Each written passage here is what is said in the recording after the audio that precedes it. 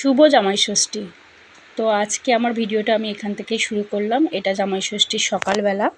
তো মানে ফলাহার মিষ্টি এইসবগুলো দিয়েছে। সাথে আমার মা মানে ওই তেল হলুদ দিয়ে একটা সুতো বাঁধতে হয় জামাইয়ের হাতে, তো ওটা মা বেঁধে দিচ্ছে। সরকম মিষ্টি দেওয়া হয়েছে, দই, চিড়ে, মুরকি, লুচি, পটল আলুর তরকারি আর 6 রকমের ফল দেয়া হয়েছে। তো আমার মেয়ে ছোট থেকে, দেখো মেয়েও বসে গেছে খাবার জন্য। ছোট থেকেই আমার মেয়ে বসে। তো মা ওইসব দেওয়ার পর একটু শাঁখটা বাজিয়ে দিল। তো মেয়েও ওই বলছে বাবাকে যেমন করে দিয়েছো তো আমাকেও সেরকম করে দিতে হবে। দেখো ও বসে পড়েছে। আজ আমার ষষ্ঠী, অন্য কিছু খেতে নেই। আমিও নিয়ে নিয়েছি পটল আলুর তরকারি, লুচি আর কাঁচাগোল্লা। তো এবার দুপুরে মেনু করা হয়েছিল। দুপুরের মেনুতে ছিল আলু ভাজা, শাক, পটল ভাজা, খাসির মাংস, চিকেন কষা, চাটনি, পাঁপড়, দই।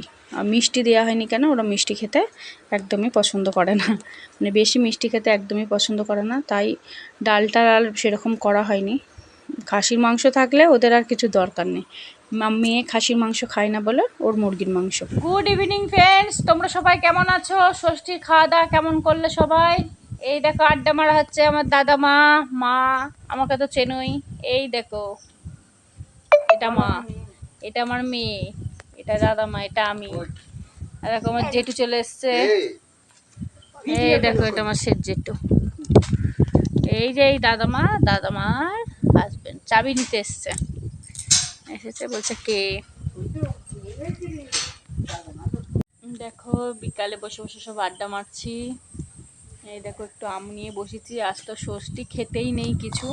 তো আমার মায়েদের তবু ষষ্ঠীতে কি করে, বা অনেকেরই আছে ফলার খায়, মানে চিড়ে, মুরকি, দই এইসব দিয়ে ফলার খেতে হয়। কিন্তু আমার শ্বশুরবাড়ির নিয়মে ওই লুচি পরোটা ছাড়া কিছু খেতে নেই, মানে লক্ষ্মীর কোনো দানাই কাটতে নেই। তো আমি চিড়ে মুরকি কিছুই খেতে পারিনি, লুচি খেয়েই কাটাতে হয়েছে। হাই ফ্রেন্ডস, আমি আবার তোমাদের সাথে এখন এলাম। তো ভিডিওটা তো কন্টিনিউ সারাদিন টুকটাক করে করেছি, সেরকমভাবে করা হয়নি। তো ভিডিওটা এখানেই শেষ করতে হবে বলে তোমাদের সাথে আমি সামনে একটু এলাম। তো আমি যেটা তোমাদের সাথে দেখাতে এলাম যে এই ঘরটা হচ্ছে আমাদের ছোট ঘর। তো ছোট ঘর বলতে এই ঘরটা সিঁড়ির পাশে পরে একটু করা। এই দেখো এইটা ঘর, এটা হচ্ছে ছোট ঘর। এই ঘরে আমার বাপি থাকতো।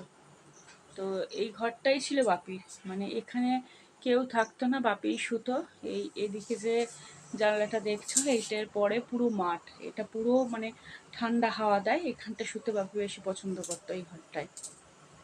তো একমাত্র আমরা যখন নদিয়া থেকে আসতাম, আমি মেয়ে এলে তবে বাপি এই ঘরটা ছেড়ে দিত, মানে আমাদের শোয়ার জন্য, যাতে নাতনির ঠান্ডা না, মানে গরম না লাগে, আমার যাতে গরম না লাগে, তখন আমরা এখানে শুতাম। আজ 1 বছর হয়ে গেছে, মানে প্রথম দিকে আমরা শুয়েছি 1 মাস মতো মায়ের সাথে শুতাম, তারপর তো কন্টিনিউ শোয়া হয়নি। তো এই ঘরটা এখন কেউ শোয় না, এটা ফাঁকাই থাকে। এই দিয়ে যে এদিকে যে ঘরটা দেখতে পাচ্ছ, এটা হচ্ছে মেজো ঘর। তো এই ঘরটা এখন মা শোয়, মা একাই শোয় এই ঘরে। তার পাশে একটা ঘর আছে, তো সেই ঘরটাই ভাইয়ের বউরা শোয়। মা এই ঘরটা শোয়। এই ঘরটা আমরা মাকে একা শুতে বারণ করেছি। তো মা শুতে চেয়েছিল, কিন্তু কি বলতো, এই ঘরটা মানে বাপির প্রাণ ছিল বলতে পারো।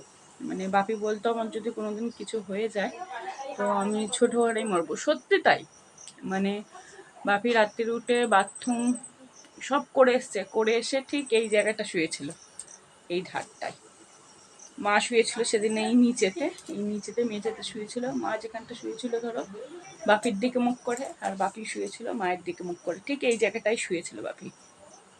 এখানেই ঘুমের ঘরে পাশ পেরেই ছিল, ঠিক এখানটা করে শুয়েছিল বাপি, পাশ ফিরেই এদিকে ছিল, ওরকমভাবেই ঘুমের মধ্যেই চলে গেছে। তো এইটাই হচ্ছে সেই ঘর। মানে ষষ্ঠীর দিন আজ ভীষণ কষ্ট হচ্ছে। বাপি থাকলে এতক্ষণ কি খাবি, কি করবি, মানে আর সেরকমভাবে সেই আনন্দ আর হচ্ছে না। আনন্দ ধরো হবেও না কোনোদিন। একটা ধরো মা বাপের একটা যে জোর ছিল সেটা তো ধরো ভেঙে গেছে। একটা মানুষ, মা করেছে মায়ের সাধ্য মতো, সবই করেছে, কিন্তু তবু একটা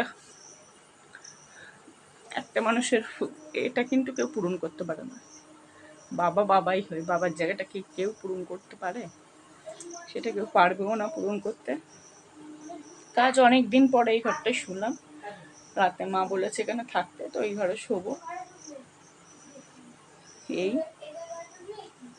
আজ অনেকদিন পর ঘরটা ব্যবহার করা হবে। যদি কোনো সময় এখানে এসে শুতাম তো বাপু বলতো যা যা যা ওই মেজো ঘরে গিয়ে শো, এবার আমি একটু শোবো। ধরো সন্ধ্যা থেকে শুয়ে আছে, বাপি ধরো রাতে এসছে 8টা-9টার সময়, তখন বলতো যা এবার ওই ঘরে গিয়ে এসো, আমি এবার শোবো। আমরা আবার উঠে পড়তাম। তো খুবই মনটা খারাপ করছে। আর সেই মানুষটা থাকলে কত কি সারাদিন মানে কি যে করতো বলার কথা নয়। রান্নাটা কেমন হয়েছে রে? খুব ভালো হয়েছে। আর খাসির মাংস তো খেতে খুবই ভালোবাসতো, খুব ভালোবাসতো খাসির মাংস খেতে। মুরগির মাংস খেতেও কিন্তু সেরকম ভালোবাসতো না।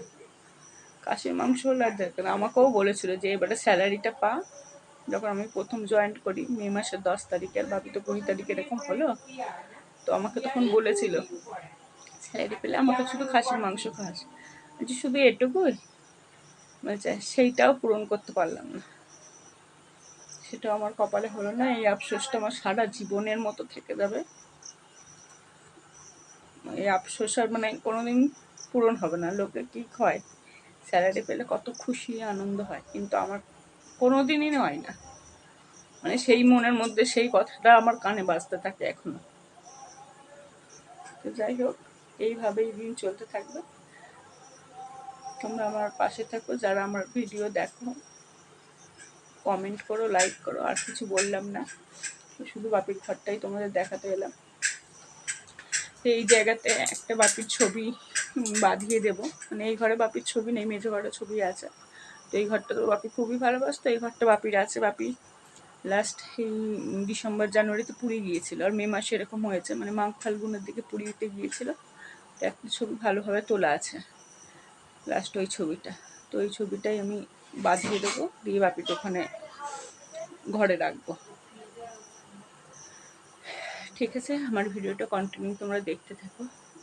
যারা এখন আমার ভিডিওটা সাবস্ক্রাইব করোনি প্লিজ সাবস্ক্রাইব করে দিও, আর পাশে থাকা বেল আইকনটা বাজিয়ে দিও। আমার ভিডিও ভালো লাগলে লাইক কমেন্ট করো। তো এখানে আমি আমার ভিডিওটা শেষ করলাম। Good night.